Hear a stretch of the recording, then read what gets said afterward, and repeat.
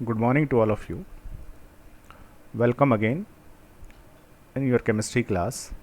Organic chemistry, chapter number 10, halogen compounds. और उसमें भी आज जो हम डिस्कस करेंगे वो थोड़ा सा ऑप्टिकल एक्टिविटी के बारे में डिस्कस करेंगे।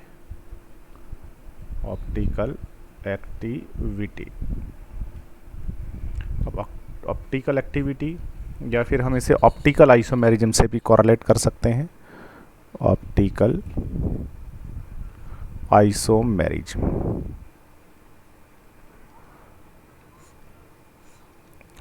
अब ये सारी चीज़ें पढ़ने से पहले first of all we discuss that dispersion of light. Dispersion of light. देखो बेटा, डिस्पर्जन ऑफ लाइट क्या होता है बेटा, देखिएगा आपके पास में है कोई भी लाइट का सोर्स,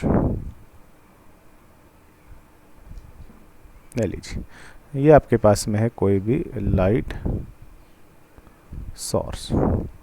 लाइट सोर्स जो है उससे निकलेगी लाइट।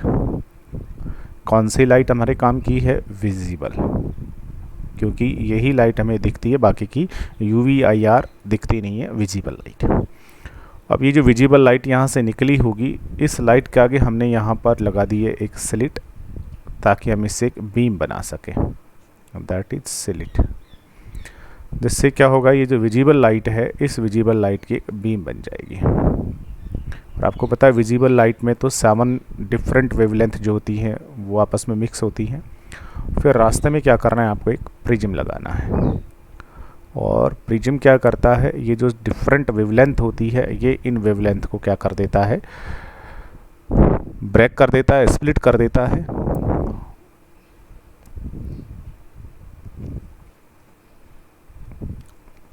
इस तरीके से इनको डिफरेंट वेवलेंथ के अकॉर्डिंग इनको स्प्लिट कर देता है। और फिर ये सारी लाइट कहीं पर जाकर के स्ट्राइक करेगी, वहाँ पर क्या होगा, सबसे नीचे नीचे क्या होता है, सबसे नीचे नीचे होता है वायलेट, उसके बाद इंडिगो, फिर ब्लू, और सबसे ऊपर क्या होता है, रेड। सबसे ऊपर होता है रेड, उसके बीच में होता है ऑरेंज, फिर येलो,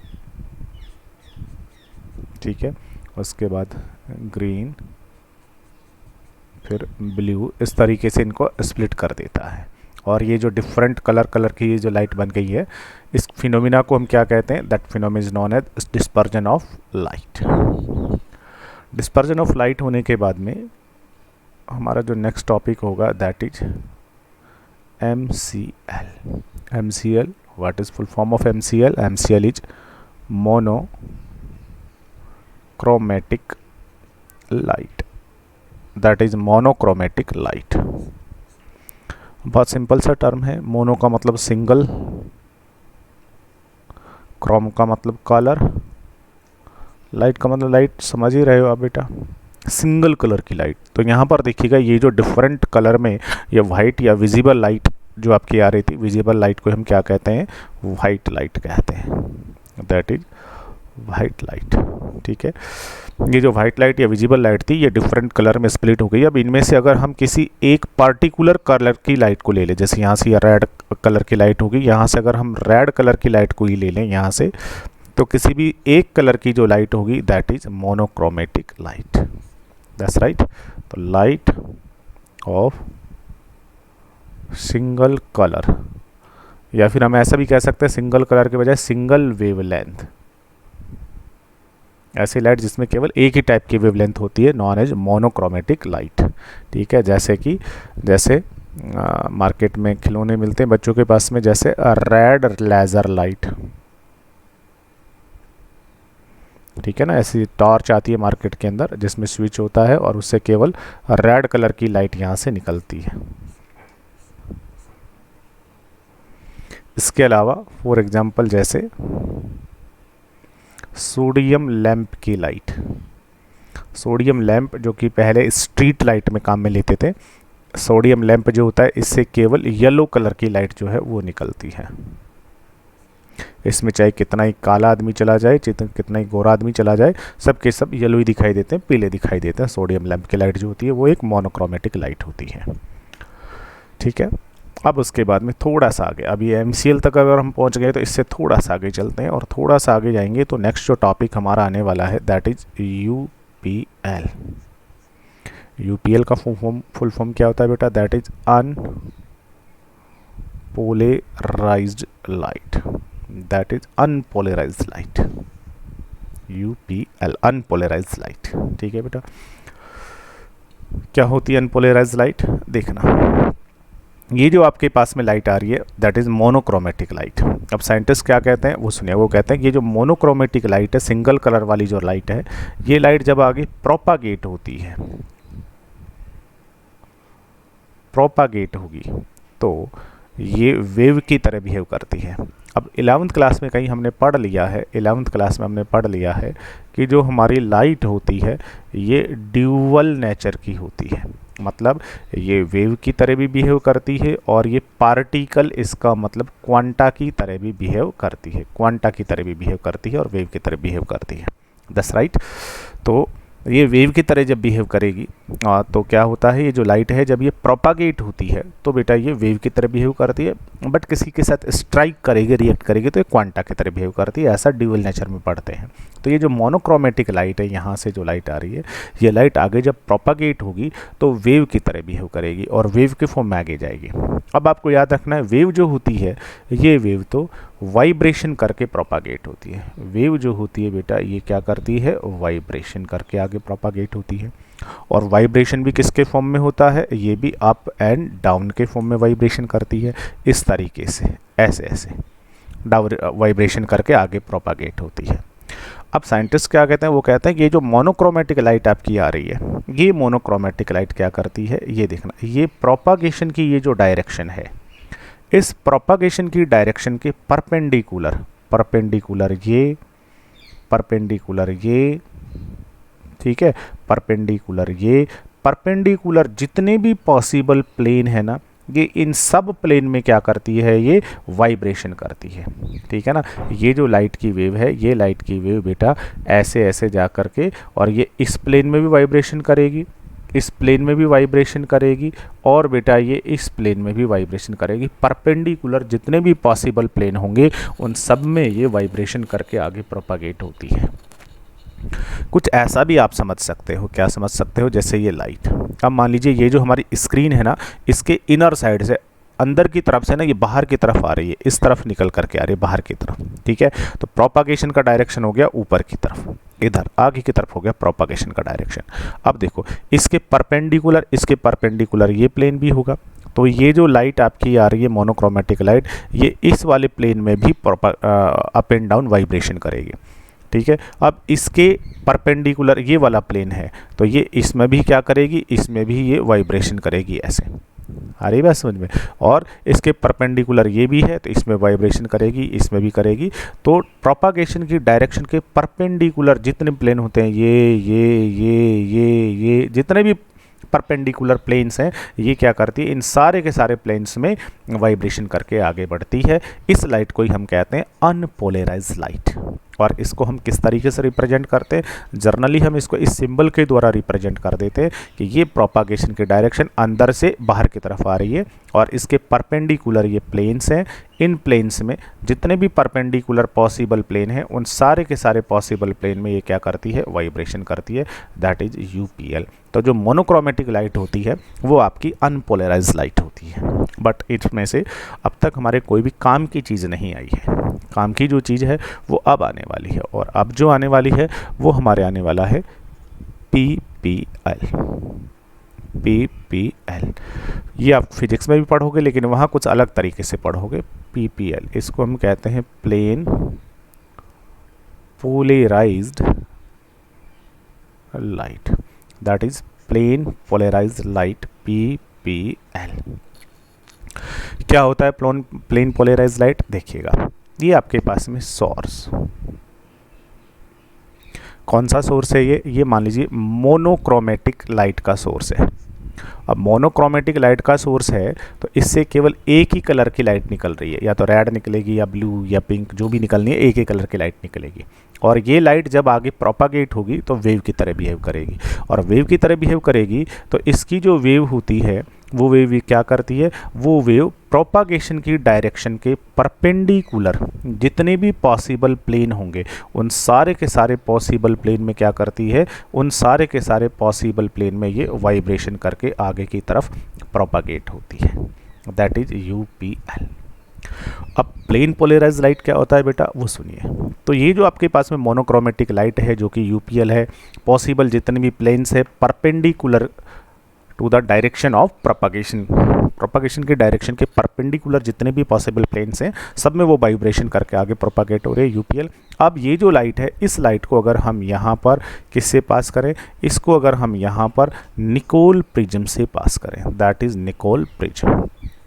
ठीक है, अब ये फिजिक्स में पढ़ा होगा आपने निकोल प्रिज्म, हमें कोई इसका फिगर बताना नहीं है, ना हमें इसके फिगर के बारे में याद रखना है, that is Nicol prism. Nicol prism से अगर हम इस यूपीएल को पास करें तो क्या होता है बेटा, तो साइंटिस्ट ये कहते हैं कि इससे जब ये लाइट पास हो जाएगी तो इससे पास होने पर क्या होता है, ये जो लाइट है ये लाइट क्या करती है, प्रोपागेशन की जो डायरेक्शन है उस डायरेक्शन के परपेंडिकुलर केवल एक ही प्लेन में, अब वो प्लेन कोई सा भी हो सकता है, जैसे ये प्लेन है तो अब ये इसी प्लेन में क्या करती है, वाइब्रेशन करती है।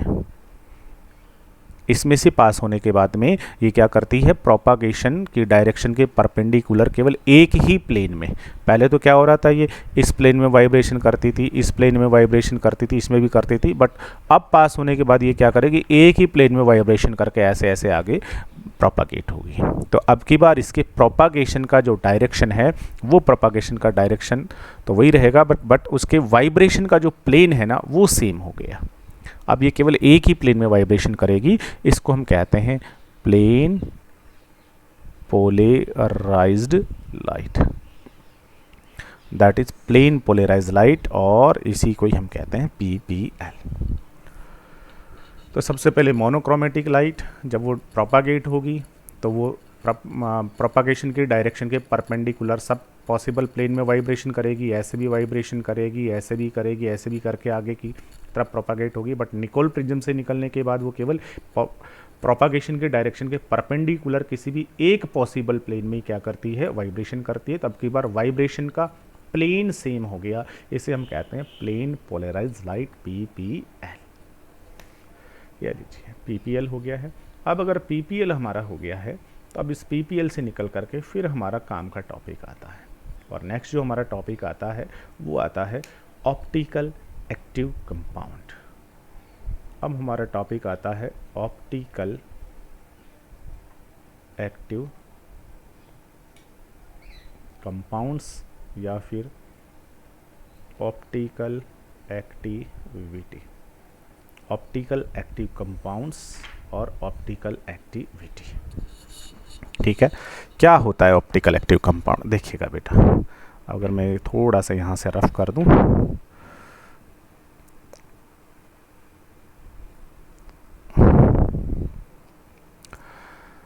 तो देखो हमने क्या किया, हमने कोई कंपाउंड लिया, ये हमारे पास कोई कंपाउंड, और इस कंपाउंड को हमने किसी सॉल्वेंट में डिजोल्व किया, और सॉल्वेंट में डिजोल्व करने के बाद हमने इसका सॉल्यूशन बनाया और उस सॉल्यूशन को एक ट्यूब में भर के यहाँ पर रख दिया। या लीजिए ये हमने एक ट्यूब बनाई है, इस ट्यूब में भर दिया, दैट इज पोलरोमीटर ट्यूब। इस ट्यूब में ये कंपाउंड जो था, इस कंपाउंड का हमने सॉल्यूशन बनाया और इसका सॉल्यूशन बना करके डिजोल्व करके यहाँ पर हमने रख दिया। या लीजिए कंपाउंड का सॉल्यूशन बनाया, डिजोल्व करके यहाँ पर रख दिया, दैट इज पोलरोमीटर ट्यूब। ठीक है, और ये जो थी ये हमारे पास में क्या था, ये था हमारे पास में प्लेन पोलराइज्ड लाइट या पीपीएल, जो कि प्रोपागेशन के डायरेक्शन के परपेंडिकुलर किसी एक पॉसिबल प्लेन में, किसी भी एक प्लेन में वो वाइब्रेशन कर रहा है। अब ये जो पीपीएल है, तो हमने एक कंपाउंड लिया, उसको सॉल्वेंट में डिजोल्व किया, सॉल्वेंट में डिजोल्व करने के बाद उसका सॉल्यूशन बनाया, सॉल्यूशन को हमने यहाँ फिल कर दिया इस ट्यूब के अंदर। ले लीजिए दैट इज़ पोलरोमीटर ट्यूब हो गई है। अब हम क्या करते हैं, ये जो पीपीएल हमारे पास में है, इस पीपीएल को हम इस ट्यूब में से पास करते हैं। ले लीजिए ये पीपीएल है, इस पीपीएल को हमने इस ट्यूब से गुजारा। पीपीएल जब इस ट्यूब से निकलेगा तो निकलने के बाद हमने यहाँ पर लेंस लगाया हुआ है, उस लेंस से हम देख रहे हैं, इसका मतलब यहाँ पर है ऑब्जर्वर। अब जैसे ही हम इस पीपीएल को जो यहाँ से इस ट्यूब से निकल के जाएगा, इस पीपीएल को अगर हम ऑब्जर्व करें, देखें तो हमारे पास में कई सारी पॉसिबिलिटी हैं। सबसे पहली पॉसिबिलिटी क्या है? सबसे पहली पॉसिबिलिटी ये है कि जैसे ही हमने इस पीपीएल को देखा तो पीपीएल प्रोपागेशन की डायरेक्शन के परपेंडिकुलर पहले जिस प्लेन में वाइब्रेशन कर रहा था, अब भी ये उसी प्लेन में वाइब्रेशन कर रहा है, एज इट इज उसी प्लेन में वाइब्रेशन कर रहा है। इसका मतलब ये जो कंपाउंड आपने यहाँ पर फिल किया, इस कंपाउंड ने पीपीएल के प्लेन के साथ कोई रिएक्ट ही नहीं की, पीपीएल के प्लेन को किसी भी तरीके से डिस्टर्ब ही नहीं किया। तो ऐसा जो कंपाउंड होगा जो पीपीएल के प्लेन को डिस्टर्ब नहीं करे, उसके साथ रिएक्ट नहीं करे, this type of compound are known as optical inactive compound. ऐसे जो कंपाउंड होते हैं उनको कहते हैं ऑप्टिकल इनएक्टिव कंपाउंड्स। ऐसे जो कंपाउंड्स होते हैं उनको ऑप्टिकल इनएक्टिव कंपाउंड कहते हैं, ठीक है। और क्या हो सकता है? और बेटा ऐसा भी हो सकता है, क्या हो सकता है कि हम यहाँ से ऑब्जर्व करें, देखें तो हमें पता लगा, देखने पर हमें दिखा कि पीपीएल जो था वो पीपीएल पहले इस प्लेन में वाइब्रेशन कर रहा था, पहले यहाँ वाइब्रेशन कर रहा था, लेकिन जब हमने देखा तो पास आउट होने के बाद में हमने देखा तो पता लगा कि पीपीएल जो था वो पीपीएल इस प्लेन में वाइब्रेशन करने लग गया, इस तरीके से इस प्लेन में। तो पहले क्या कर रहा था? पहले वो ऐसे ऐसे वाइब्रेशन कर रहा था, पास होने के बाद अब वो ऐसे ऐसे वाइब्रेशन करने लग गया, ऐसे ऐसे। तो देखिएगा उसका वाइब्रेशन करने का जो प्लेन था वो प्लेन रोटेट हो गया, दैट्स राइट। और प्लेन रोटेट हो गया, किसने रोटेट किया है? वो इस कंपाउंड ने रोटेट किया है। इसलिए ऐसे जो कंपाउंड होते हैं उनको हम कहते हैं optical active compound, that is optical active compounds, that is optical active compounds, ठीक है। लेकिन ऑप्टिकल एक्टिव कंपाउंड भी दो टाइप के हो सकते हैं, दो पॉसिबिलिटी हो सकते हैं। दो पॉसिबिलिटी कौन कौन सी हो देखना बेटा। पहले पीपीएल इस प्लेन में वाइब्रेशन कर रहा था, बट अब पीपीएल इस प्लेन में वाइब्रेशन करने लग गया। पहले इस प्लेन में कर रहा था, अब इस प्लेन में करने लग गया, तो पीपीएल का प्लेन रोटेट हो गया। बट ये रोटेट हुआ है कौन सी डायरेक्शन में? दैट इज क्लॉकवाइज डायरेक्शन में, दैट इज क्लॉकवाइज डायरेक्शन में रोटेट हो गया है। और ऐसा भी हो सकता है, क्या हो सकता है बेटा, कि जब हम इस पीपीएल को ऑब्जर्व करें तो पीपीएल जो था वो पहले इस प्लेन में वाइब्रेशन कर रहा था, बट इससे पास होने के बाद पीपीएल जो है बेटा वो पीपीएल इस प्लेन में वाइब्रेशन करने लग गया। तो पीपीएल का जो प्लेन था वो रोटेट हो गया। इसका मतलब ये ऑप्टिकल एक्टिव तो है, ये भी ऑप्टिकल एक्टिव है, ये भी ऑप्टिकल एक्टिव है, दोनों के दोनों ऑप्टिकल एक्टिव हैं। बट हुआ क्या, यहाँ पीपीएल पहले इस प्लेन में वाइब्रेशन कर रहा था, अब इसमें करने लग गया, तो पीपीएल जो था वो रोटेट तो हो गया। इट मीन्स पीपीएल का जो वाइब्रेशन प्लेन है वो रोटेट तो हो गया, बट कौन से डायरेक्शन में रोटेट हुआ है? That is in anti clockwise. तो ये भी ऑप्टिकल एक्टिव क्योंकि पीपीएल के प्लेन को रोटेट किया, ये भी ऑप्टिकल एक्टिव क्योंकि पीपीएल के प्लेन को रोटेट किया। बट कौन से डायरेक्शन में रोटेट किया है? इसने क्लॉकवाइज, इसने एंटी क्लॉकवाइज रोटेट किया है। तो ये दोनों के दोनों ऑप्टिकल एक्टिव कंपाउंड्स हैं। तो फिर ये जो ऑप्टिकल एक्टिव कंपाउंड्स होते हैं बेटा, ये भी दो टाइप के हो गए। कौन कौन से दो टाइप के हो गए? एक ऐसा वाला ऑप्टिकल एक्टिव कंपाउंड जो पीपीएल को क्लॉकवाइज रोटेट करता है। जो क्लॉकवाइज रोटेट करता है उसको हम कहते हैं बेटा dextro rotatory, that is dextro rotatory optical active compound. और जो एंटी क्लॉकवाइज रोटेट करता है उसे हम कहते हैं laevo rotatory, that is laevo rotatory optical active compound. Dextro rotatory जो ऑप्टिकल एक्टिव कंपाउंड होते हैं बेटा, डेक्स्ट्रो डी से स्टार्ट हो रहा है, इसलिए इस तरीके के जो कंपाउंड होते हैं इनको हम जर्नली स्मॉल डी से, और लीवो रोटेटरी जो होते हैं उनको स्मॉल एल से। या मैथमेटिक्स में कहीं ऐसा पढ़ा होगा आपने, वो पूरा एंगल 390 डिग्री का होता है, ये भी 90, ये भी 90, ये भी 90, ये भी 90, तो ये वाला पॉजिटिव लिया जाता है जबकि ये वाला नेगेटिव लिया जाता है, कुछ ऐसा होता है, ठीक है ना। तो देखिएगा इस डायरेक्शन में है तो इसको हम पॉजिटिव कहेंगे, और इस डायरेक्शन में है तो इसको हम क्या कहेंगे, नेगेटिव कहेंगे। इसलिए एंटी क्लॉकवाइज अगर घुमाता है इट मीन्स ऐसा ऑप्टिकल एक्टिव कंपाउंड जो लीवो रोटेटरी होता है उसे हम नेगेटिव के साइन से भी लिखते हैं और इसको एल भी कहते हैं, जबकि डेक्स्ट्रो रोटेटरी वाले को डी से लिखते हैं और इसको पॉजिटिव साइन से भी रिप्रेजेंट करते हैं। That's right. तो देखिएगा हमारा आज का जो टॉपिक हमने लिखा था ऑप्टिकल एक्टिव कंपाउंड, देखिएगा स्टार्टिंग हमने कहाँ से की, थोड़ा सा ध्यान दीजिएगा। हमने लिखा था आज का topic optical activity optical active compound, लेकिन इसको अंडरस्टैंड करने के लिए पहले हमने कहा कि भाई हमें लाइट का डिस्पर्जन पता होना चाहिए, फिर मोनोक्रोमेटिक लाइट पता होना चाहिए। मोनोक्रोमेटिक लाइट होने के बाद हमें समझ में आना चाहिए कि अनपोलराइज्ड लाइट क्या होती है, जो कि प्रोपागेशन के डायरेक्शन के परपेंडिकुलर ऑल पॉसिबल प्लेन में वाइब्रेशन करती है। फिर हमें पता होना चाहिए प्लेन पोलराइज्ड क्या होती है, लाइट क्या होती है। तो यूपीएल को जब हम निकल प्रिज्म से पास करते हैं तो वो फिर एक ही प्लेन में वाइब्रेशन करता है, दैट इज पीपीएल। फिर हमें समझ में आना चाहिए कि ऑप्टिकल एक्टिव कंपाउंड क्या होता है और ऑप्टिकल इनएक्टिव कंपाउंड क्या होते हैं। That's right. Optical active compound किसको कहेंगे बेटा, जो पीपीएल के प्लेन को रोटेट कर दे ऑप्टिकल एक्टिव। ऑप्टिकल इनएक्टिव क्या होंगे, जो पीपीएल को रिएक्ट नहीं करते हैं या पीपीएल के प्लेन को रोटेट नहीं करते हैं, optical inactive. Optical active compound भी कितने टाइप के होते हैं, 2 टाइप के होते हैं। ठीक है, तो अब मैं इसको थोड़ा सा ऐसे समराइज कर सकता हूँ बेटा, थोड़ा सा मैं इसको यहाँ पर इस तरीके से समराइज कर सकता हूँ कि जितने भी कंपाउंड्स हैं उन सारे कंपाउंड्स को मैंने 2 पार्ट में बांट दिया है। कौन कौन से 2 पार्ट्स में, एक होते हैं ऑप्टिकल इनएक्टिव और दूसरे होते हैं बेटा ऑप्टिकल एक्टिव।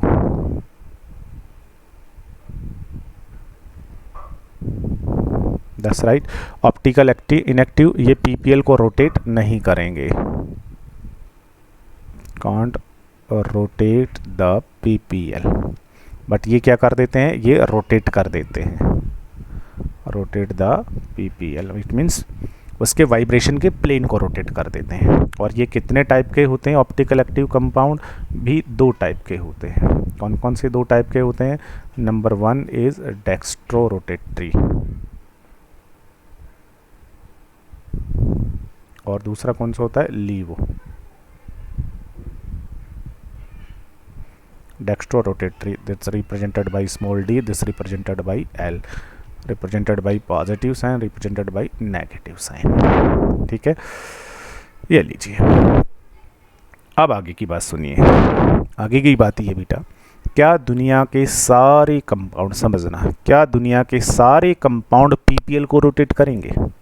क्या दुनिया के सारे कंपाउंड ऑप्टिकल एक्टिव होंगे? नहीं, सारे कंपाउंड ऑप्टिकल एक्टिव नहीं होते, कुछ इनएक्टिव होते हैं, कुछ एक्टिव होते हैं। तो फिर आपको पता कैसे लगेगा कि कौन सा ऑप्टिकल एक्टिव है, कौन सा इनएक्टिव है? मैंने लिखा मिथाइल एल्कोहल। अब मैं पूछूं, बोलो ऑप्टिकल एक्टिव होगा या ऑप्टिकल इनएक्टिव होगा? तो कैसे बताएंगे? तो it can be determined only by practically बता सकते हैं। आपको ये मिथाइल एल्कोहल लेना होगा, इस मिथाइल एल्कोहल को लेकर के और इस पॉलिरोमीटर ट्यूब के अंदर इसको क्या करना पड़ेगा, इसको यहाँ फिल करना पड़ेगा। प्रैक्टिकली आपको ऑब्जर्व करना पड़ेगा कि रोटेट करता है या नहीं करता है। तो दुनिया में तो असंख्य कंपाउंड है भाई, बहुत सारे कंपाउंड है, कोई रोटेट करेगा कोई नहीं करेगा। तो फिर कौन से कंपाउंड रोटेट करते हैं और कौन से कंपाउंड रोटेट नहीं करते हैं, इट मीन्स कौन से कंपाउंड ऑप्टिकल एक्टिव होते हैं, कौन से ऑप्टिकल इनएक्टिव होते हैं, कैसे पता लगाया जाए? तो इस चीज़ को बताने के लिए कि कैसे पता लगेगा, इस चीज़ को बताने के लिए साइंटिस्टों ने एक कॉन्सेप्ट दिया। और क्या कॉन्सेप्ट दिया, अब वो कॉन्सेप्ट सुन लीजिए। कॉन्सेप्ट क्या कहता है? कॉन्सेप्ट कहता है कि दुनिया के जितने भी कंपाउंड जो कि अनसिमेट्रिकल होते हैं, जितने भी कंपाउंड अनसिमेट्रिकल होते हैं, अनसिमेट्रिकल कंपाउंड्स, जितने भी अनसिमेट्रिकल कंपाउंड होते हैं वो सारे के सारे पीपीएल को रोटेट करते ऑप्टिकल एक्टिव होते हैं। आ रही बात समझ में?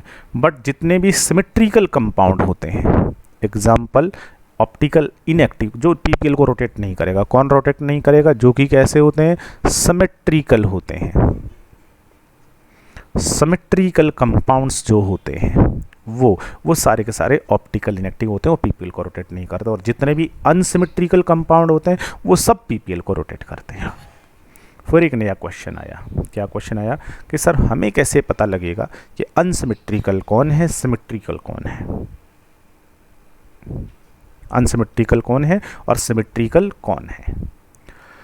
तो उसके लिए साइंटिस्ट ने क्या कहा, उसके लिए उन्होंने कहा कि अगर आपको ये बताना है कि कौन सा कंपाउंड सिमेट्रिकल है, कौन सा अनसिमेट्रिकल है, तो उसके लिए साइंटिस्ट जो थे, उन साइंटिस्टों ने कुछ सिमेट्री एलिमेंट डिज़ाइन किए। क्या डिज़ाइन किए हैं बेटा, सिमेट्री एलिमेंट्स।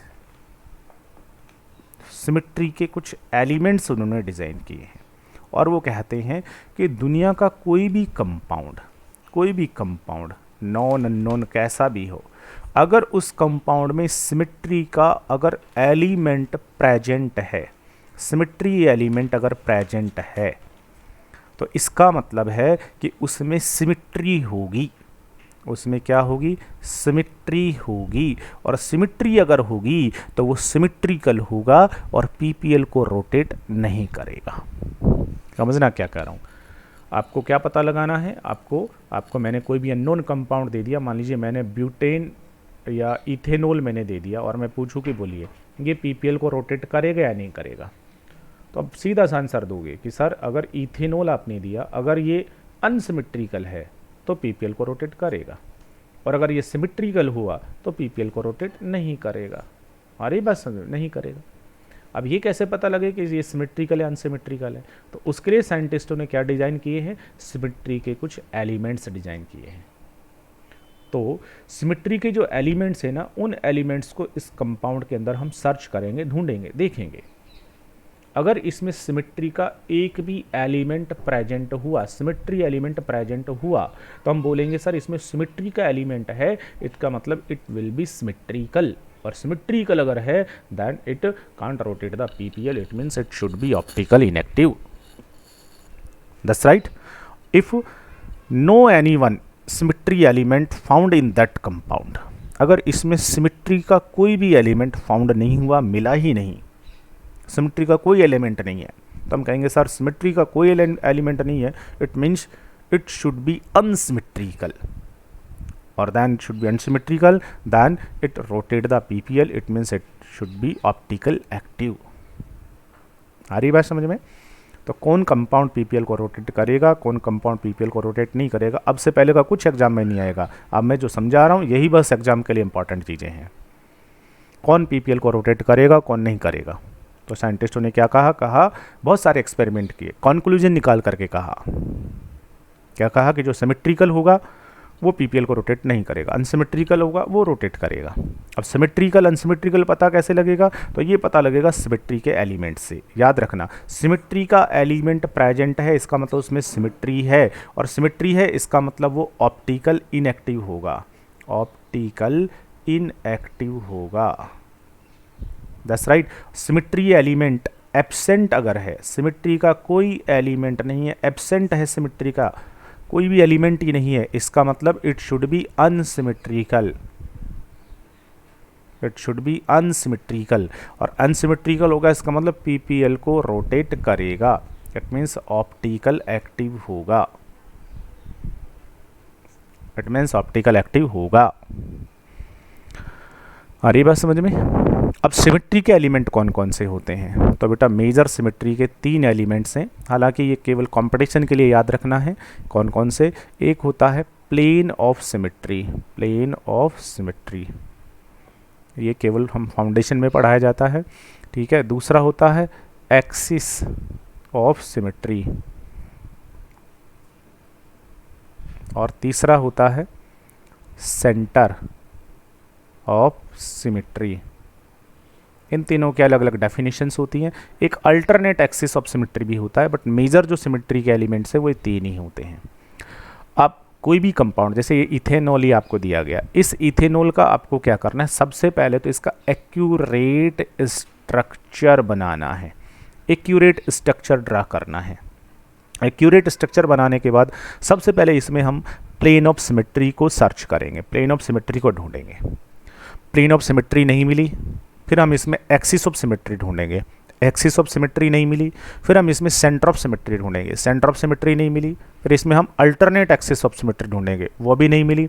तो हम बोलेंगे कि सर इसका हमने एक्चुअल स्ट्रक्चर बनाया और उसके बाद हमने सिमेट्री के सारे एलिमेंट इसमें हमने फाउंड किए, बट सर्च किए, बट हमें इसमें सिमेट्री का कोई भी एलिमेंट नहीं मिला।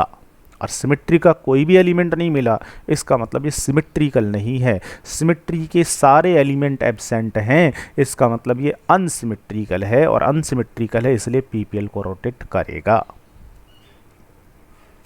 दैट्स राइट, पीपीएल को रोटेट करेगा। और अगर सिमेट्री का एक भी एलिमेंट मिल गया, बाई चांस एक भी मिल गया, तीनों मिल गए तो बहुत अच्छा है, एक भी मिल गया ना, प्लेन ऑफ सिमेट्री भी मिल गया, तो हम बोलेंगे सर इसमें प्लेन ऑफ सिमेट्री है, it means it should B symmetrical, और सिमेट्रिकल होगा तो पीपीएल को रोटेट नहीं करेगा। तो बताइए, ये जो पीपीएल को रोटेट करना और नहीं करना, ये जो एक्सप्लेन किया, ये बहुत ईजी है या बहुत डिफ़िकल्ट है? हाँ, समझ गए होगे सर ये तो बड़ा डिफ़िकल्ट है। कोई भी कंपाउंड तुम्हें देगा, बताना है कि रोटेट करेगा नहीं करेगा पीपीएल को, तो सबसे पहले तो उसका एक्चुअल स्ट्रक्चर ड्रा करो, स्ट्रक्चर बनाने के बाद फिर आप उसमें सिमेट्रिक एलिमेंट ढूंढो, फिर आप बताओगे कि रोटेट करेगा या नहीं करेगा। तो बहुत डिफ़िकल्ट प्रोसेस है। अब डिफ़िकल्ट प्रोसेस है तो फिर साइंटिस्ट जो थे, उन साइंटिस्टों ने थोड़ा सा ईजी तरीका ढूंढा, और ईजी जो तरीका ढूंढा, वो ईजी तरीका ढूंढा कायरेलिटी का या चिरेलिटी का। ईजी तरीका चिरेलिटी का। सबसे सही तरीका, बड़ा तरीका कौन सा है? सबसे सही बड़ा तरीका है सिमेट्रिकल और अनसिमेट्रिकल होने का। कंपाउंड अगर आपका सिमेट्रिकल है तो ऑप्टिकल इनएक्टिव रोटेट नहीं करेगा, कंपाउंड अगर आपका अनसिमेट्रिकल है तो रोटेट करेगा। हमारी बात समझ में? अनसिमेट्रिकल है तो रोटेट करेगा, याद रखना है। अब वो क्लॉकवाइज भी कर सकता है, एंटी क्लॉकवाइज भी कर सकता है, ठीक है। लेकिन ये बहुत बड़ा और बोरिंग प्रोसेस था, तो उन्होंने थोड़ा छोटा ट्रिकी मेथड ढूंढा, दैट इज़ कायरेलिटी। कायरेलिटी क्या होता है बेटा? कायरेलिटी जो है एक लैटिन वर्ड है, और इसका इंग्लिश में जो मीनिंग होता है वो होता है हैंडनेस। हैंडनेस, हैंडनेस का मतलब क्या होता है? हैंडनेस का मतलब होता है हमारे हाथों, हाथ जो होते हैं ना, उन हाथों का कोई गुण या हाथों की कोई प्रॉपर्टी। अब बताइए हमारे हाथों में क्या प्रॉपर्टी होती है? हाथों में कोई तो प्रॉपर्टी होती होगी यार। हमारे दो हाथ हैं सबके, एक लेफ्ट होता है और एक राइट होता है, ठीक है। अब देखिएगा, मैं लेफ्ट हैंड जो है यहाँ पर बनाता हूँ, लेफ्ट वाले हैंड को अगर यहाँ पर बनाऊँ तो देखिएगा लेफ्ट हैंड कुछ ऐसे बनेगा। ये सबसे छोटी वाली उंगली, ये थोड़ी बड़ी, ये सबसे बड़ी, और उसके बाद ये छोटी, और ये होता है हमारा अंगूठा। कुछ इस तरीके का होता है हमारा हाथ, दैट इज़ लेफ्ट हैंड, ठीक है, लेफ्ट हैंड। और राइट हैंड अगर मैं बनाऊँ तो राइट हैंड हमारा कैसे बनेगा? राइट हैंड हमारा कुछ इस तरीके से बनता है, ये फर्स्ट अंगुली, उसके बाद ये बड़ी वाली, थोड़ी छोटी, और ये सबसे छोटी अंगुली, ठीक है, और होता है अंगूठा, इस तरीके से। यहाँ लीजिए, ये हमारे दोनों हाथ, एक लेफ्ट और एक राइट। अब हाथों में देखो एक स्पेशल प्रॉपर्टी होती है, हाथों में एक स्पेशल करैक्टर होता है, और हाथों का जो स्पेशल करैक्टर है दैट इज़ कायरेलिटी। अब क्या करैक्टर होता है हाथों में बेटा? तो ये हमारे दोनों के दोनों हाथ, लेफ्ट एंड राइट, ठीक है बेटा। अब स्पेशल प्रॉपर्टी सुनना, अगर मैं इन दोनों हाथों के बीच में यहाँ पर मिरर रख दूँ, मिरर रख दूँ, ठीक है, मिरर रख दिया, तो देखो लेफ्ट हैंड जो है ना, इसका मिरर में जो इमेज बनेगा वो देखो राइट हैंड बनता है, ठीक है ना। तो देखो मिरर इमेज की क्या खासियत होती है बेटा? वो होती है कि इसका ये जो आपका थंब है, ये थंब देखो मिरर के क्लोज है ना, तो मिरर इमेज में भी ये क्लोज ही बनेगा। और ये सबसे छोटी वाली जो फिंगर है आपकी, वो मिरर से बहुत ज़्यादा दूर है, तो वो बहुत ज़्यादा दूर ही बनने वाली है। मतलब मिरर इमेज कभी भी बनाओ तो याद रखना, जो चीज़ इसके एकदम क्लोज होगी ना, वो इधर भी क्लोज ही बनेगी, और जो यहाँ इतने डिस्टेंस पर है और तो वहाँ इमेज में भी डिस्टेंस पर ही बनेगी। तो दोनों हाथों को देखोगे ना, तो ये दोनों एक दूसरे के एक्चुअल में मिरर इमेजेस होते हैं। और मिरर इमेज भी कैसे वाले होते हैं? अब अगर मैं इस एक हैंड को, ये जो हैंड है हमारा, ये आपकी है, ये है आपकी ये जो है, ये है आपका इमेज, ये जो है बेटा, ये है आपकी इमेज, और ये है आपकी मिरर इमेज, ठीक है। अब इस मिरर इमेज को उठाकर अगर इसके ऊपर रखूं, तो ये दोनों एक दूसरे को पूरा पूरा नहीं ढकेंगे। देखना अगर इसको उठा के यहाँ पर लेके आऊँ तो क्या होने वाला है, होने ये वाला है कि इस तरफ इसकी ये छोटी फिंगर है, फिर ये 2 नंबर वाली ये सबसे बड़ी फिंगर, ये सबसे छोटी, और यहाँ पर होने वाला है ये आपका थंब, और ये होने वाला है पाम। ये आपका है इमेज। अब इसको उठा के इसके ऊपर लेके आना है, ऐसे ऐसे लेके आओगे तो इधर ये है आपका थंब, तो इधर जो बनने वाला है वो बनने वाला है थंब, ऐसे करके थंब। थंब के बाद बनने वाली है फर्स्ट फिंगर, फिर बनने वाली है सेकंड फिंगर, फिर बनेगी थर्ड फिंगर, फिर बनेगी फोर्थ फिंगर, ऐसे करके। बताइएगा क्या पूरा पूरा दोनों एक दूसरे को ढक पाएंगे, पूरा पूरा इम्पोज कर पाएंगे क्या? नहीं, क्योंकि इसका फिंगर जो थंब है वो इधर है और इसका जो थंब है वो इधर है।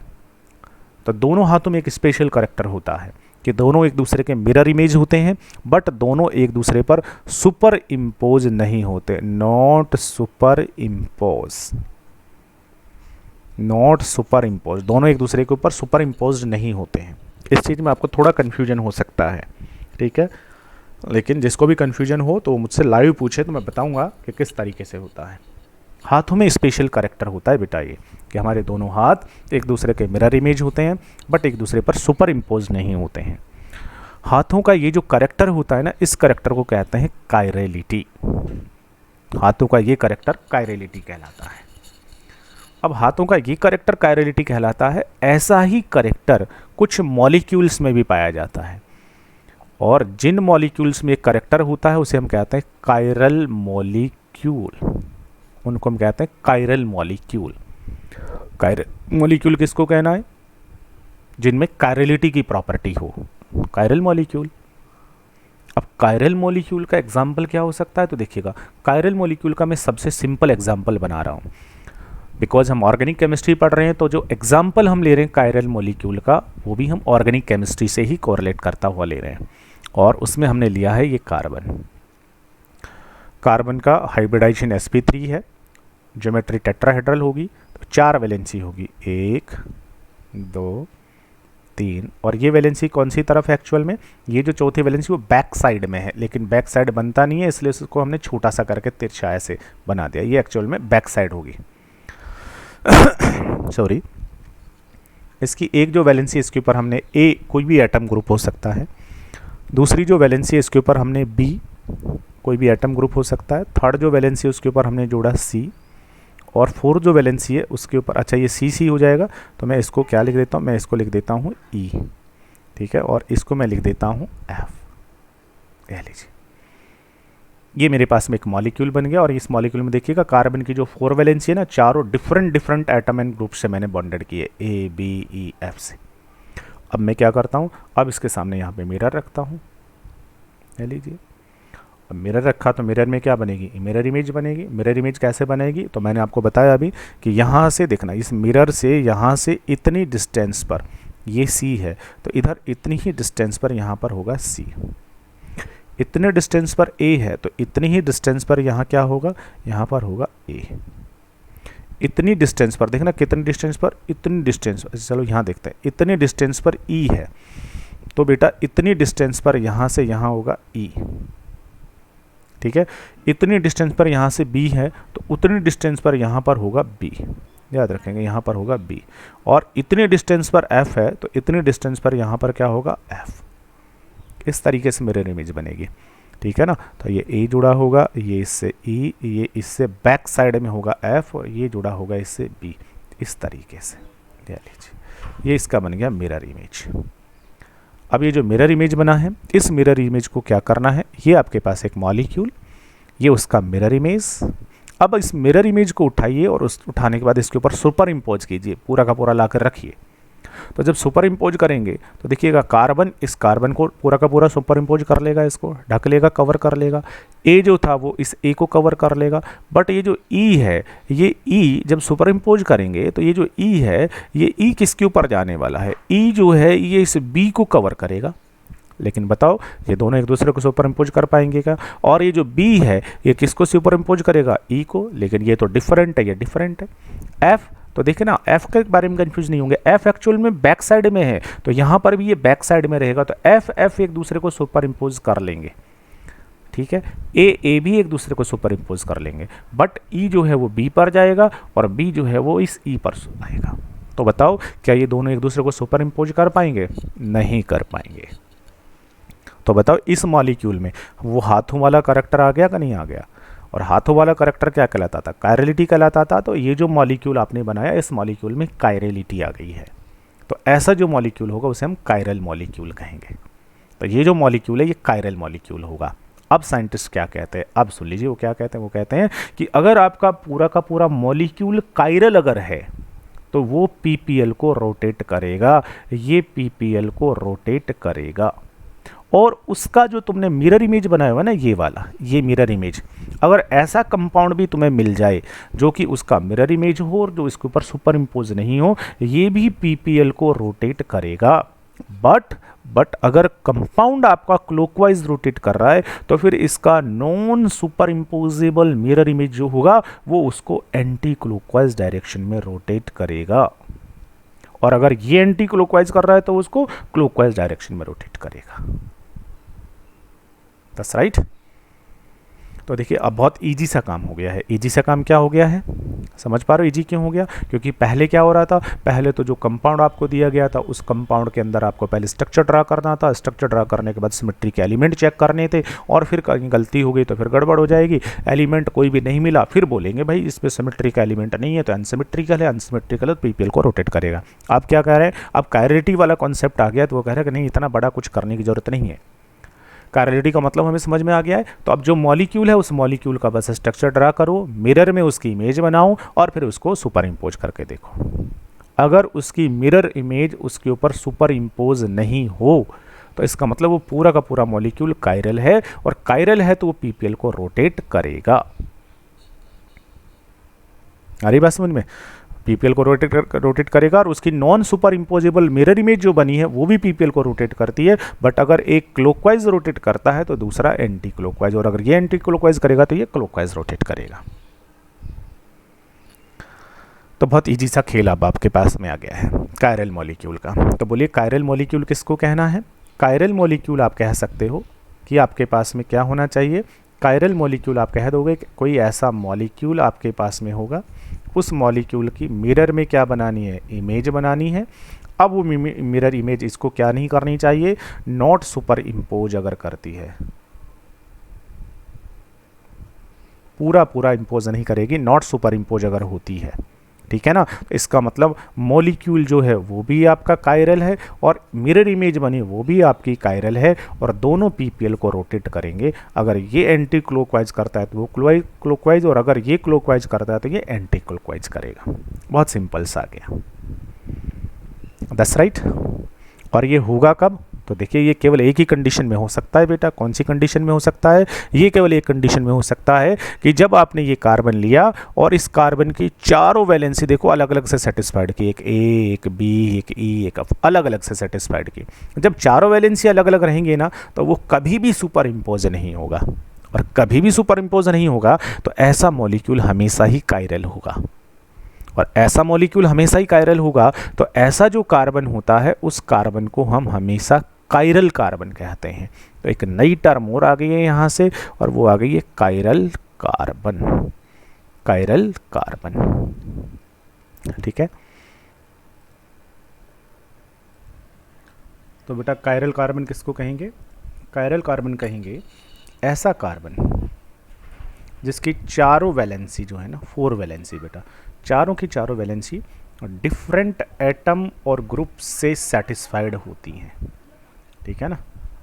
4 की 4 जो चारों वैलेंसीज हैं वो किससे सेटिस्फाइड होनी चाहिए बेटा? डिफरेंट एटम्स होने चाहिए चारों, या फिर कोई ग्रुप भी हो सकते हैं। तो ऐसा जो कार्बन होगा वो कभी भी अपनी मिरर इमेज के ऊपर सुपर इम्पोज नहीं होगा, और ऐसा जो मॉलिक्यूल होगा वो हमेशा कायरल होगा और वो पीपीएल को रोटेट करेगा। That's right. चलिएगा अब अगर मैं आपको कहूँ कि भाई मेरे पास में इथाइल एल्कोहल है, बताइए इथाइल एल्कोहल जो है ये पीपीएल को रोटेट करेगा क्या? तो इसको रोटेट अगर करना है पीपीएल को तो इसको कायरल होना चाहिए, इट शुड बी कायरल।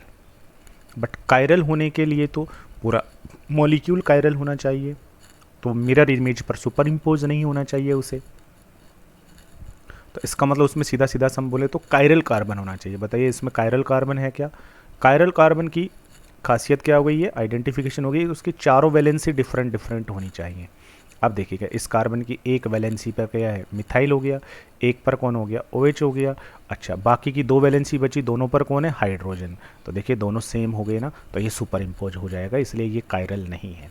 जब इसमें कायरल कार्बन नहीं है तो ये मॉलिक्यूल भी कायरल नहीं होगा और PPL को रोटेट नहीं करेगा। बट अगर मैं एक एग्जांपल लिखूं, CH3 CH2 CH CH3 Cl, ये मैंने एक एग्जांपल लिखा, ठीक है बेटा। अब बताइए ये जो एग्जांपल मैंने लिखा दैट इज़ 2-क्लोरोब्यूटेन, बताइएगा दैट इज़ 2-क्लोरोब्यूटेन, बोलिए ये PPL को रोटेट करेगा कि नहीं करेगा। PPL को रोटेट करने के लिए फर्स्ट जो हमारा मेथड था अनसिमेट्रिकल वाला, वो बहुत बड़ा था। दूसरा मेथड कौन सा था, कायरलिटी वाला। कायरलिटी में भी मॉलिक्यूल कायरल होना चाहिए। और फिर सिंपल फॉर्म में आ गए थे, पूरा मॉलिक्यूल कायरल देखना नहीं है, आपका मॉलिक्यूल कायरल हो जाएगा if that molecule have chiral carbon. तो आप तो कायरल कार्बन ढूंढ लीजिए। तो देखिएगा ये जो कार्बन है ना बेटा, ये आपका कायरल कार्बन है, ठीक है। तो ये देखिएगा इसकी एक वैलेंसी, ये दूसरी वैलेंसी, ये तीसरी और ये चौथी। तो कायरल कार्बन हो गया, तो ये क्या करेगा, PPL को रोटेट करेगा।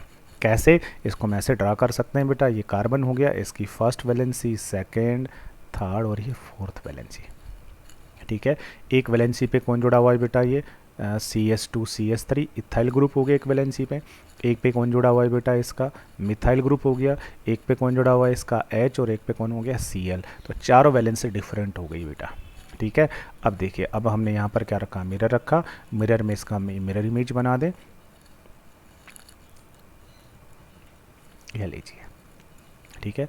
इधर क्या जुड़ा रहेगा, इथाइल, ठीक है। इधर ये Cl है तो Cl यहाँ पे आएगा Cl, और CH3 उस तरफ जाएगा और He आ जाएगा।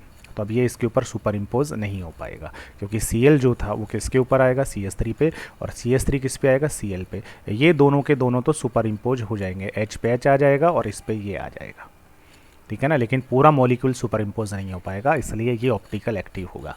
और ये ऑप्टिकल एक्टिव होगा तो ये PPL को रोटेट करेगा, या तो क्लॉकवाइज या एंटी क्लॉकवाइज। अगर ये क्लॉकवाइज रोटेट कर रहा है तो इसको हम कहेंगे D, दैट्स राइट, D2-क्लोरोब्यूटेन। अब आपको ये टेंशन नहीं लेना है कि सर ये क्लॉकवाइज या एंटी क्लॉकवाइज, इसका टेंशन नहीं लेंगे, ये कभी एग्जाम में नहीं पूछा जाएगा, क्योंकि it can be predict only by practical.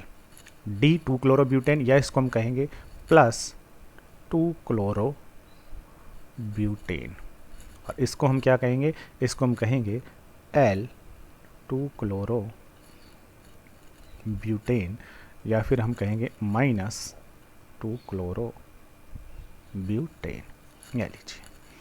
अब ऑप्टिकल आइसोमेरिज्म भी यही होती है। ऑप्टिकल आइसोमेरिज्म में क्या होता था, ऑप्टिकल आइसोमेरिज्म, उसमें क्या होता था, आइसोमेरिज्म होने के लिए क्या होना चाहिए, मॉलिक्यूलर फॉर्मूला सेम होना चाहिए। तो देखो ये दो कंपाउंड हो गए, दोनों का मॉलिक्यूलर फार्मूला सेम है, दोनों का स्ट्रक्चरल फार्मूला भी सेम है, स्ट्रक्चर दोनों का एक जैसा है।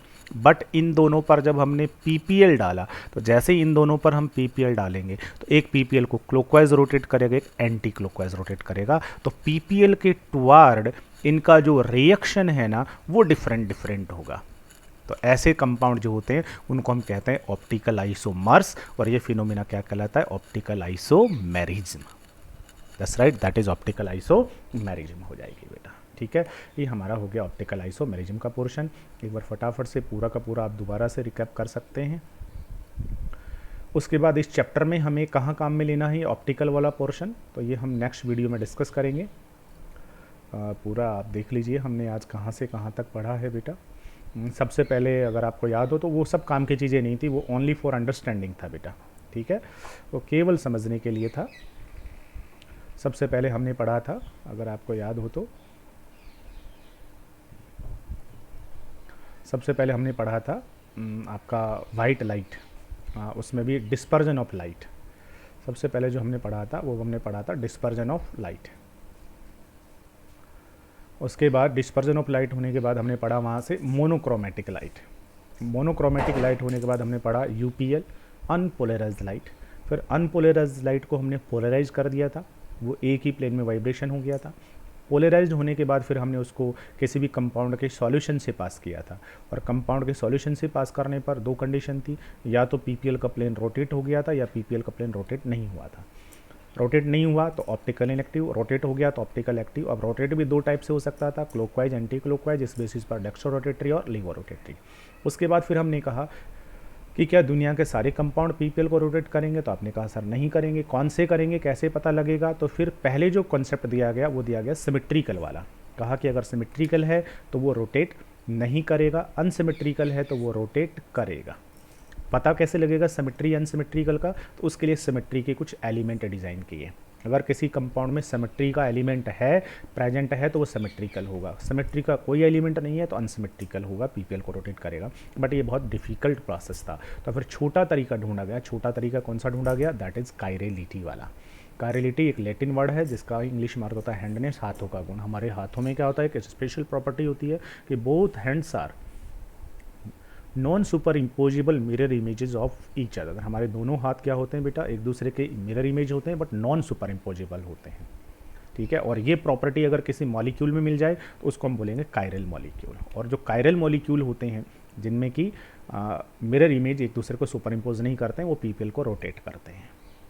ठीक है, और एस का सबसे अच्छा एग्जाम्पल कौन सा था? कार्बन था, या कार्बन के कंपाउंड। जब कार्बन के चारों वैलेंसी को आप अलग अलग से सेटिस्फाइड कर देते हो तो वो मॉलिक्यूल आपका कायरल हो जाता है, और कायरल मॉलिक्यूल है तो पीपीएल को रोटेट करता है। ऐसे कार्बन को हम क्या कहते हैं? कायरल कार्बन कहते हैं। तो अगर किसी में कायरल कार्बन है, इसका मतलब वो मॉलिक्यूल आपका 99% कैसा होगा? कायरल होगा, पीपीएल को रोटेट करेगा। तो अब सीधा कायरल कार्बन को आइडेंटिफाई कर लीजिए, इसका मतलब वो पीपीएल को रोटेट कर देगा।